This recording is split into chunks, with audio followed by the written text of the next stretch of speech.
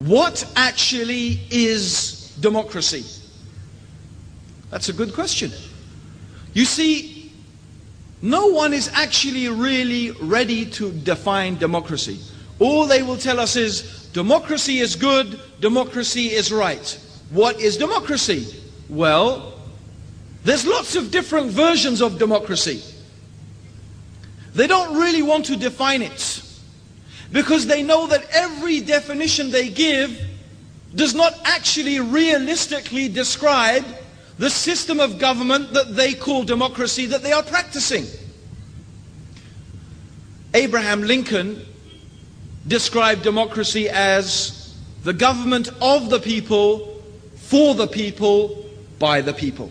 This is one famous definition of democracy.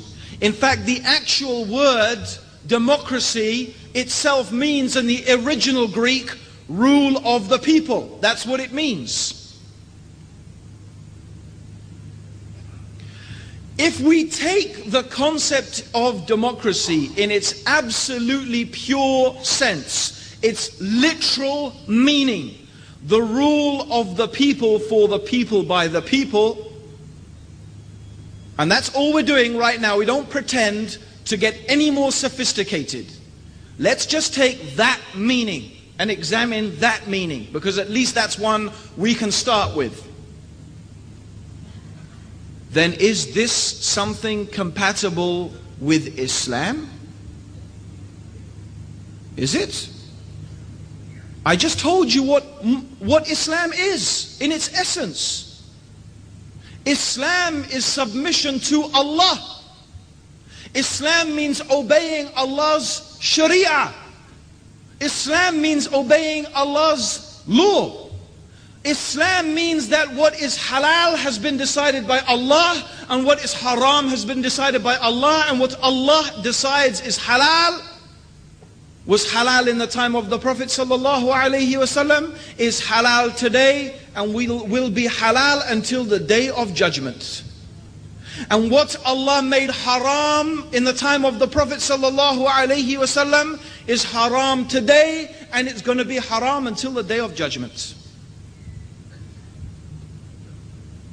We rule ourselves in our personal lives, and we should, as Muslims, be ruled in our public lives by the law of Allah. Therefore, one of the names of Allah is Ash-Sharri, the lawmaker. And He is Al-Hakim, the wise, and Al-Hakim, the judge, so that when we judge, we should judge according to what Allah has revealed. And as Allah mentions in the Quran, those who do not judge by what Allah has revealed, they are the disbelievers. And those people who do not judge by what Allah has revealed, they are the wrongdoers. And those who do not judge by what Allah has revealed, they are the evildoers and the oppressors. So therefore, how can the law and the sovereignty being with Allah be compatible with the law and the sovereignty being with the people? Since at its very fundamental level, democracy teaches that the people have the right to decide what is halal and what is haram. The people have the right to decide what we should do and what we shouldn't do.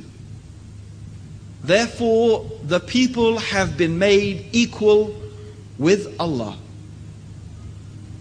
And whoever makes people equal with Allah has made shirk with Allah without a doubt. And whoever believes that human beings have the right to legislate in contradiction to what Allah has legislated is without doubt a disbeliever. Is without doubt a disbeliever. Whoever believes that the legislation of the human being is equal with Allah's legislation is without doubt a disbeliever. Whoever believes that the legislation of the people is superior to Allah's legislation is without doubt a disbeliever. Whoever believes that it is permissible and allowed to judge and to legislate in contradiction with Allah's judgment and legislation is without doubt a disbeliever. However, if some Muslim, out of weakness, out of a deficiency in their iman, or due to their particular situation in a particular environment, is forced to do something, or from their desires and their weakness does something or implements something in their life which contradicts Allah's Sharia, this of course does not make you a disbeliever. This is a sin, because you accept in your heart that what Allah has legislated is the best, and that we must follow Allah's legislation. So let us take a simple example. If a person drinks alcohol, does that make them a disbeliever? No. If a person drinks alcohol, it does not make them a disbeliever. And all the Muslims, from the companions and all the scholars afterwards, except the extreme sect of the Khawarij, which many scholars said they are not Muslim anyway, they all agreed that no sin, the committing of a sin, does not take you out of Islam. There is no sin that makes you a kafir. No sin makes you a disbeliever. So if you drink alcohol, you do not become a disbeliever. You do not leave the fold of Islam. Yes, your iman may hover above your head during that time you are drinking alcohol, but you do not actually stop becoming a disbeliever. In fact, and the same with fornication or adultery. And there were people who committed adultery in the time of the Prophet. As you know, the woman and the man who committed adultery in the time of the Prophet, and they came and they said, "O Messenger of Allah, implement Allah's punishment on me." And when they started reviling this woman, the Prophet said, "Leave her, because her tawbah is so great that its tawbah, the amount of this tawbah would encompass all of the people of Medina." So she did not become a disbeliever because of this act. But if someone was to say, there is nothing wrong with drinking wine, it's halal, now that would make someone a disbeliever. Because now they have claimed that whatever Allah has made halal, haram, they have claimed now that what Allah made haram, they made it halal. Okay? So back to the issue of democracy. There is no doubt that we Muslims must implement Allah's Sharia in our personal lives, because the Sharia is not only some punishments that we find in the Quran, like chopping off the hand of the thief. This is one of the hudud, and there are only 4 or 5 of such hududs. The Sharia is everything: praying, fasting, your personal life. This is all the Sharia. So we must implement this in our life. But if we were to fail due to weakness in our iman, or due to being forced due to circumstance, not accepting it in our heart, then this does not make us disbelievers. This is very important to understand that. So therefore, now let's go back and let us ask, if democracy means that sovereignty is with the people, that the people have the right to decide what's halal and haram, and it's up to them, then no Muslim with any mustard seed's worth of iman can agree with this. Just to illustrate, I want to tell you a joke. It's not true, it's a joke. There was this man who he emigrated from the United States of America, from San Francisco. He emigrated to Afghanistan. You know, when the Taliban were in power, he went to live there. So they said to him, they were asking him, it's just a joke, it's not true.